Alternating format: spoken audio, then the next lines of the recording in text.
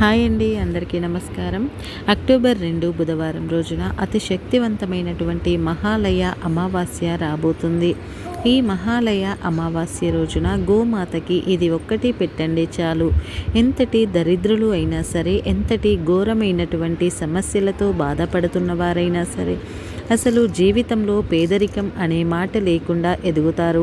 ఇక మీ ఎదుగుదలను ఆపడం ఏ దుష్టశక్తి వల్ల కూడా కాదు. మీ జీవితంలో పొందే మీ అదృష్టాన్ని చూసి మీరే ఆశ్చర్యపోతారు. ఖచ్చితంగా విపరీతమైనటువంటి అదృష్టాన్ని పొందుతారు. ఎందుకంటే మహాలయ అమావాస్య అనేది చాలా పవిత్రమైనటువంటిది. మహాలయ అమావాస్యకి చరిత్రలో చూసుకున్నా సరే ఎన్నో రకాల గొప్ప గొప్ప చరిత్రలు నిలిచిపోయేటటువంటి అద్భుతమైన కథనాలు కూడా కనిపిస్తాయి.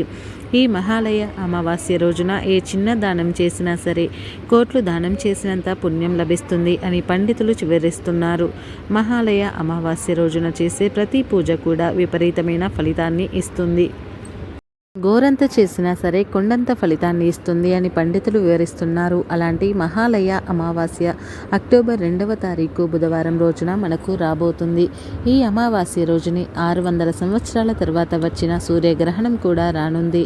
సూర్యగ్రహణం మరియు మన భారతదేశంలో కనిపిస్తుందా అంటే అసలు కనిపించదు. చాలామంది సూర్యగ్రహణం అనేది భారతదేశంలో కనిపిస్తుందా, కనిపించదా, మరి ఈరోజు మహాలయ అమావాస్య రోజున పితృతర్పణాలు చేయవచ్చా, పితృ కార్యక్రమాలు చేయవచ్చా లేదా, గ్రహణం సంభవించిన అందువల్ల కార్యక్రమాలు నిలిపివేయాలా అనే సందేహంలో ఉంటారు. నిజానికి మన భారతదేశంలో ఏ గ్రహణ ప్రభావం అనేది లేదు.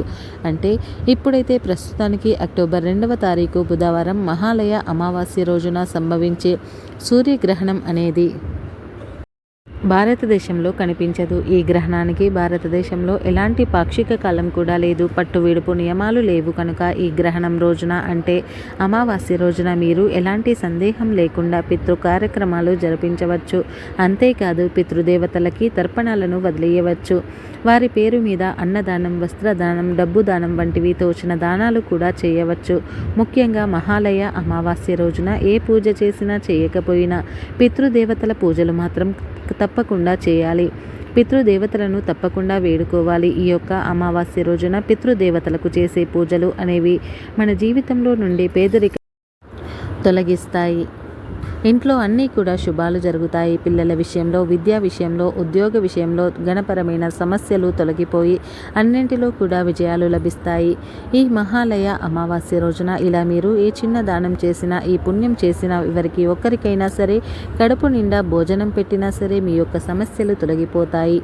అంతేకాదు మీకు జీవితంలో అన్నానికి కానీ ధనానికి కానీ లోటు లేకుండా ఉంటుంది. మరి అలానే ఈ అమావాస్య రోజున గోమాతకి ఏది ఆహారంగా పెడితే మన జీవితంలో నుండి అన్ని కష్టాలు తొలగిపోయి అదృష్టం, రాజయోగం పట్టి కోటీశ్వరులుగా ఎదుగుతామో ఇప్పుడు తెలుసుకుందాం. గోమాత అనేది భూమిపైన వెలసిన లక్ష్మీదేవితో సమానం. లక్ష్మీదేవి యొక్క ప్రతి రూపమే గోమాత. మహాలయ అమావాస్య అంటే పితృపక్షంలో వస్తుంది. ఈ 15 రోజుల పాటు కూడా పితృదేవతలతో పాటుగా సకల దేవతలు చాలా ఇష్టం. లక్ష్మీదేవికి కూడా ఈ మాసం అన్నా లేదా ఈ అమావాస్య అన్నా చాలా ఇష్టం. మరి లక్ష్మీదేవి ప్రతిరూపంగా భావించబడే గోమాతకి కూడా ఈ అమావాస్య అంటే చాలా ఇష్టం. నిజానికి ఒక గోమాతను పూజిస్తే చాలు కోటి దేవుళ్ళ అనుగ్రహం మనకు లభించినట్లే. అలాంటి గొప్ప పవిత్రమైనటువంటి గోమాతకి ఆహారంగా ఈ అమావాస్య రోజు ఇదొక్కటి పెడితే చాలు మీ జీవితంలో ఆగిపోయిన ధన ద్వారాలు తెరుచుకుంటాయి. అంతేకాదు ఆగిపోయినటువంటి పనులు కూడా ముందుకు వస్తాయి. ముఖ్యంగా పేదరికం రాదు. కటిక దరిద్రుడు కూడా అపర కుబేరుడుగా మారిపోతారు. ఈ అమావాస్య రోజున చేసే కొన్ని పరిహారాల వల్ల ఇంట్లో ఉండే జ్యేష్ఠాదేవి బయటకు వెళ్ళి లక్ష్మీదేవి ఇంట్లోకి అడుగు పెడుతుంది. మరి ఈ అమావాస్య రోజున ఏ పరిహారం చేయాలి, ఎలాంటి ఫలితాన్ని పొందాలో తెలుసుకుందాం. ముఖ్యంగా ఈ అమావాస్య రోజున ఎవరైతే ఇంటి గుమ్మానికి గార కొమ్మని కొడతారో అలాంటి వారి ఇంటికి పట్టిన ఘోరంగా దృష్టి అయినా సరే, మీ ఇంటికి తగిలిన చెడు భయంకరమైనటువంటి ప్రయోగాలు సైతం పోతాయి. ఈ గారకొమ్మ అనేది చాలా శక్తివంతమైనది. ఈ గారకొమ్మకి దరిద్రాన్ని కూడా ధనవంతులుగా మార్చే శక్తి ఉంటుంది. ఈ యొక్క గార చెట్టుకి ఈ అక్టోబర్ నెలలో వచ్చినటువంటి 2వ తారీఖు బుధవారం రోజున సూర్యగ్రహణంతో కలిసి వచ్చిన అమావాస్య అంటే మరి ఈ సూర్యగ్రహణం భారతదేశంలో కనిపించదు కదా. దానికి ఏంటి సంబంధం అంటే మన దేశంలో కనిపించదు, ఎలాంటి నియమాలు లేవు, కానీ గ్రహాలపైన తప్పకుండా ప్రభావం ఉంటుంది. అంటే మన జాతకంలో ఉండే గ్రహ దోషాలను తొలగించుకోవడానికి ఇది చాలా ఉపయోగపడుతుంది. ఈ మహాలయ అమావాస్య రోజున గుమ్మానికి ఈ గార కొమ్మను కట్టాలి. గార చెట్టుకి విపరీతమైన రెట్టింపు శక్తులు ఉంటాయి. ఈ అమావాస్య రోజున కనుక గార కొమ్మకి ఈ శక్తి అనేది ఉండడం వలన మన ఇంటికి తగిలిన నరదృష్టి, నకారాత్మక శక్తులు వంటివి చెడు శక్తులు తొలగిపోతాయి. దరిద్ర బాధలు కూడా పోతాయి. అదృష్టం అనేది కలిసి వస్తుంది. అయితే మరి మన జీవితంలో అలా అదృష్టం కలిసి వచ్చి విపరీతమైనటువంటి రాజయోగం పొందాలి అంటే మర్చిపోకుండా గుమ్మానికి గార కొమ్మను కట్టాలి. గుమ్మానికి కట్టడం సాధ్యం కాని వారు మన ఇంటి ప్రధాన ద్వారం దగ్గర, అంటే గేటు ఉంటుంది కదా, ఆ గేటుకి ఎడమ వైపున ఈ కొమ్మను పెట్టినా పర్వాలేదు. అలానే ఈ యొక్క శక్తివంతమైన రోజున ఒక గ్లాసులో పసుపును తీసుకొని అందులో వేపాకును వేసి ఆ పసుపు నీళ్లను బాగా కలిపి ఆ నీటిని ఒక మామిడి ఆకు సహాయంతో ఇల్లంతా చల్లండి. ఇంట్లో ఉండే గోడల పైన చల్లండి. ఇలా చల్లడం వల్ల ఇంట్లో ఏ మూలన ఏ చెడు శక్తి ఉన్నా పోతుంది. అంతేకాదు గ్రహాల యొక్క దోషాలు పోతాయి. గురుబలం పెరుగుతుంది. గురుబలం అనేది ఎప్పుడైతే మన జాతకంలో అధికంగా ఉంటుందో అప్పుడు మనకు విపరీతమైన రాజయోగం కలిసి వస్తుంది. మనం మట్టి పట్టిన బంగారంగా మారుతుంది. గురుగ్రహానికి పసుపు అంటే ఇష్టం. ఈ పసుపు వల్ల చేసే పరిహారాలు 100% మంచి ఫలితాలను ఇస్తాయి. అలానే ఈ అమావాస్య రోజున ఇల్లు తుడిచే నీటిలో చిటికెడు పసుపును, కొద్దిగా అంటే 2 చుక్కల పాలు, కొద్దిగా రాళ్ళ ఉప్పు, అలానే వేప ఆకులను వేసి ఇనుము శుభ్రం చేయాలి.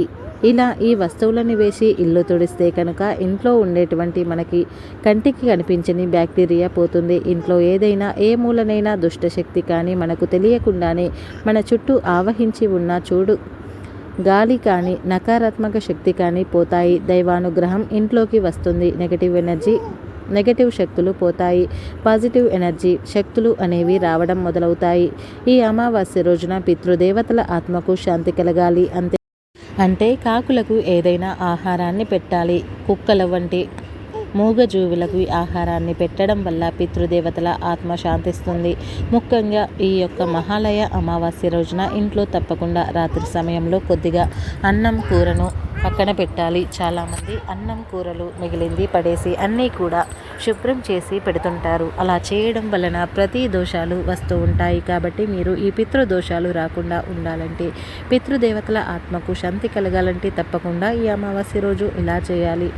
అదేవిధంగా పితృదేవతల యొక్క దైవానుగ్రహం అంటే పితృదేవతల యొక్క అనుగ్రహం పొందాలంటే ఈరోజు వారిని పూజించినా పూజించకపోయినా మహాలయ అమావాస్య రోజు మాత్రం తప్పకుండా పూజించాలి. అమావాస్యలోకెల్లా అతిశక్తివంతమైన అమావాస్య. ఎందుకంటే ఈ అమావాస్య నెలకి ఒకసారి వస్తుంది, కానీ ఈ మహాలయ అమావాస్య మాత్రం సంవత్సరానికి ఒకసారి మాత్రమే వస్తుంది. కనుక పితృపక్షంలో వచ్చిన మహాలయ అమావాస్య అతి శక్తివంతమైనది. ఈ అమావాస్య రోజున చేసే ప్రతి దాన ధర్మం, పూజ, తర్పణాలు, పితృదేవతల పూజలు అన్నీ కూడా మంచి ఫలితాన్ని ఇస్తాయి. అయితే ఈ యొక్క పితృదేవతలకు ఇష్టమైనటువంటిది ముఖ్యంగా ఈ అమావాస్య రోజు దాన ధర్మాలు ఎందుకు చేయాలి అంటే విధి విధానం కూడా మనకు శాస్త్రాలు తెలుస్తున్నాయి. ఇది ఎందుకు అంటే ఎంతోమందికి దానం చేసి దానకర్ణుడిగా పేరు పొందినటువంటి కర్ణుడు ఉండేవాడు. ఆ కర్ణుడికి రాజభోగాలు ఉన్నా సరే ఆ రాజభోగాలను పూర్తిగా పేదవారైనటువంటి ప్రజలకు దాన ధర్మాలు చేసి దానకర్ణుడిగా పేరును పొందాడు. అయితే అలా ఎంతో గొప్ప దానకర్ణుడిగా పేరును పొంది మరణించి స్వర్గానికి వెళ్ళినటువంటి కర్ణుడు స్వర్గదారిలో వెళ్తూ ఉండగా చాలా ఆకలి మరియు దాహం వేస్తూ ఉంటుంది. ఆ క్షణంలో కర్ణుడు వెళ్తూ ఉండగా ఒక దారిలో చెట్లు కనిపిస్తుంది. ఒక పండును కోసి తిందాం అనుకునేసరికి ఆ పండు బంగారంలా మారుతుంది. అలానే వెళుతూ ఉండగా ఒక దగ్గర బావి కనిపిస్తుంది. ఆ బావిలో నుండి నీటిని తోడుకొని తాగుదాం అనుకునేసరికి ఆ నీరు కూడా బంగారంగా మారిపోతుంది. దానికి పరిష్కారం అడగడానికి సూర్యభగవానుడి దగ్గరికి వెళ్ళగా సూర్యభగవానుడు ఈ యొక్క పితృపక్షంలో వచ్చినటువంటి 15 రోజుల పాటు భూలోకానికి వెళ్ళి ఈ 15 రోజుల పాటు కూడా పేదవారికి దాన ధర్మాలు చేసి వీలైనన్ని అన్నదాన కార్యక్రమాలు చేసి మీతో పితృదేవతలను భక్తిగా శ్రద్ధగా పూజించమని భూలోకానికి పంపిస్తాడు సూర్యభగవానుడు. అలాగే ఈ యొక్క కర్ణుడు వచ్చి అలా సూర్యభగవానుడు చెప్పిన విధంగా 15 రోజుల పాటు కూడా పితృపక్షంలో మహాలయ పౌర్ణమితో కూడుకొని మహాలయ అమావాస్యకి దాన ధర్మాలు చేస్తూ పితృదేవతలను భక్తి శ్రద్ధగా పూజిస్తూ సకల దేవతలను ఆరాధిస్తూ అన్నదాన కార్యక్రమాలను చేస్తూ సంతర్పణలు చేస్తూ ఇక 15 రోజులు గడిపి 15 రోజులు పూర్తవగానే మళ్ళీ తిరిగి స్వర్గానికి వెళ్తాడు. అప్పుడు తాను ఇష్టమైన ఆహారాన్ని తిని ఆనందంగా స్వర్గాన్ని అలా పుట్టినది ఈ మహాలయ పక్షం. పితృదేవతలకు ఇష్టమైనటువంటిది కనుక ఈ యొక్క మహాలయ పక్షం మొత్తం కూడా పితృదేవతలను అంటే ఈ యొక్క పితృపక్షం మొత్తం కూడా పితృదేవతలను పూజించలేని వారు కనీసం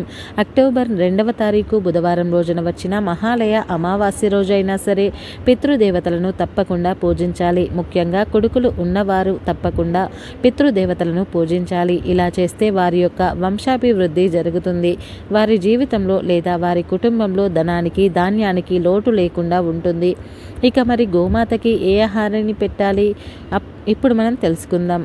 గోమాతకు పవిత్రమైనటువంటి మహాలయ అమావాస్య రోజున గోమాతకు ఈ అమావాస్య రోజున దర్భా గడ్డిని తినిపించాలి. దర్భా అంటే సకల దేవతలకు ఇష్టం. ముఖ్యంగా దర్భా గడ్డి అంటే గణపతికి చాలా ఇష్టం. ఈ దర్భా గడ్డి అంటే లక్ష్మీదేవికి చాలా ఇష్టం. దర్భా గడ్డిని అమావాస్య రోజున గోమాతకు తినిపించి గోమాతకు నమస్కరించుకొని గోమాత చుట్టూ ప్రదక్షిణలను చేసి గోమాతకు ఏ కోరిక చెప్పుకున్నా ఖచ్చితంగా ఆ కోరిక నెరవేరుతుంది. అంతేకాదు సకల దోషాల నుండి విముక్తిని పొందుతారు.